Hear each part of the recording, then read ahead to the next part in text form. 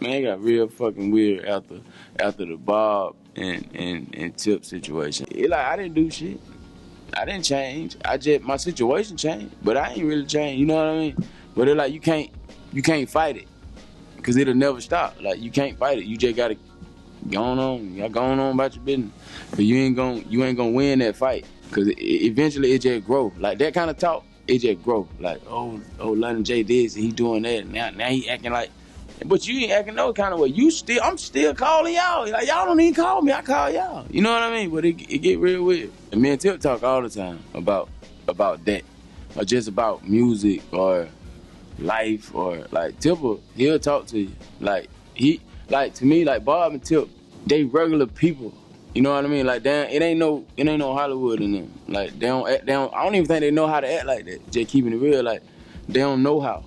When we talk, it's just regular conversation like me talking to my brothers or, you know what I mean? It like that. So, like, me and Tip talk a lot. We talk a whole lot, really. Like I mean, I probably talk to Tip on the phone at least once a day, probably. Like, he'll call me or I call him. It's just a regular situation. But, like, I see Bob a lot. You know what I mean? Like, me and Bob, I see him damn near every day at some point. You know what I mean? So, we don't talk on the phone as much. But, as far as Tip, like, me and him talk a whole lot. It's just a weird feeling coming from feeling like nobody didn't believe in you. You know what I mean? To, like, how the hell I get these two fools to believe? You know what I mean? It's like, damn, like, what I do? Like, it like that. And it's cool, man. Like, you wouldn't even think they were millionaires the way they kick it. You know what I mean? Because they just humble. Like, they have regular conversation. We do regular shit. Like, me and Tip go out all the time. Like, we just do regular shit. Like, it ain't no pull up somewhere and turn up and show out. Like, we ain't always doing it. You know what I mean? Like, we just kicking it. Yeah, and it's always a good time. You know what's weird? They gave me the same advice one time. The same day, they gave me the same exact advice. It was a day when a lot of people started, like, for some reason, reaching out to me. Anybody you probably named was reaching. And it was like they wanted me to write or, you know what I mean, they wanted me to sit in on their session and help them with this. Or they might have had an album they were finna drop and they wanted me to kick it. Or, you know what I mean, just get my vibes. So me and Tip went to his restaurant, and we were sitting down there talking, we were playing pool, and I was telling him, like, yeah, you know, such and such reached out, you know, what's his name called me yesterday, I got a text from such and such. He like, damn, for real? He like, hey, the only thing you need to do is protect your sound. That's all he told me. And Bob said the same shit. Like, I was like, what the hell, y'all don't talk to each other? Like, y'all talk to each other? They said the same thing the same day. Like, when I saw Bob that night at the studio, he was like, just protect your sound, bro. So now I move like that. Like, cause it's like, you ain't gonna hear that shit the same day, twice from two different people. You know what I mean? Like, you ain't gonna hear that. So that's what I do now more than anything. It like protect what you sound like, cause people will take it. And they'll put out music, and then once your music catch, and you don't pop, people will feel like you trying to be that guy when it's really your sound. You know what I mean?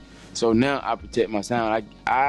I'm gonna help you, and I'm gonna get you through what you're doing, but I'm not gonna give you my entire sound. Like, yeah, I understand. I ain't used to understand it, but now I understand it. The reason I kind of signed with no genre because it felt more like home than anything. Like, cause at the time when I signed, I was actually kind of moving.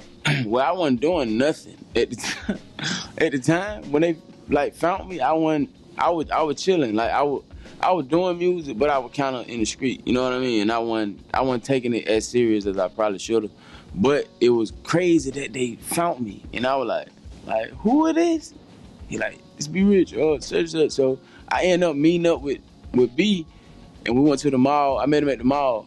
And then he was like, hey, Bob got a video shoot or whatever. So we pulled up at the shoot, and we kind of kicked it all that day. And then I went to the studio. We went to the studio that night. Me and Bob. It was just me and Bob. And I think I might have I did like 10 records that night. And they were like, what the fuck are you? Like, you a machine or something? And it's crazy because one of the records, like, I think two of the records I did that night, the first night I met them, is on Bob's album now. It's on the album that's coming. It was just like a good fit, you know what I mean? I didn't feel pressure. I didn't feel, I'm gonna tell you this part. When I first got to the studio, when I got in the booth, I was in there, I was in there for like 30 minutes, but I wouldn't say nothing. I was just in there. I was like, man, I got a shit so bad. Like, I had a shit so bad, bro.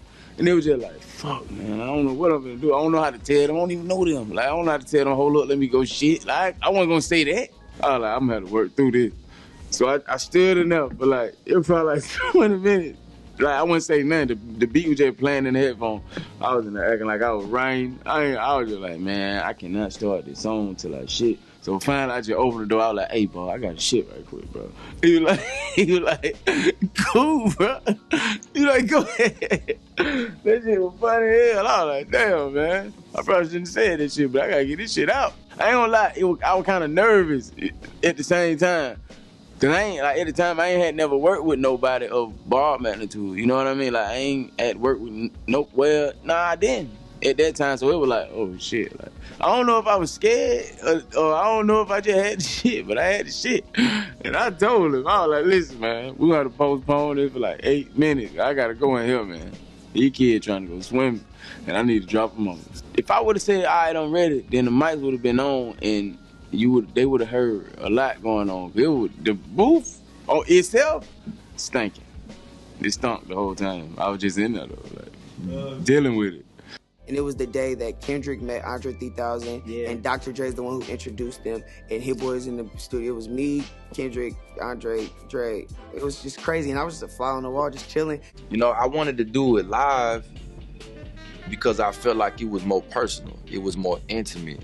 I wanted to just kind of kill all the distractions for a minute. You know what I'm saying? Like, you can't do nothing but focus on what I'm saying. That's Chris Lighty, man. A wonderful dude.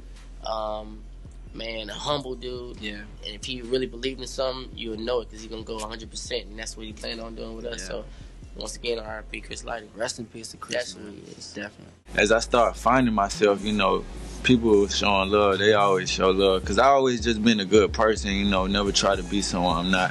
I just be cool and, you know, I'm always friends with everybody. I never really had no problems. So, everybody always supported me.